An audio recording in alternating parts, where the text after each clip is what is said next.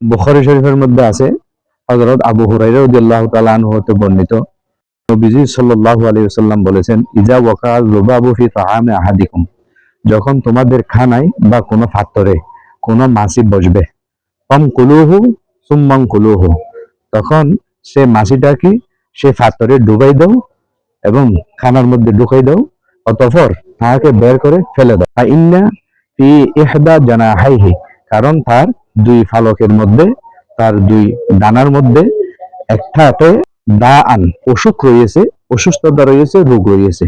ওয়াফিল উখরা দাওয়াআন, অপর ডানাতে তার শেফা এবং সুস্থতা এবং নিরাময় রয়েছে।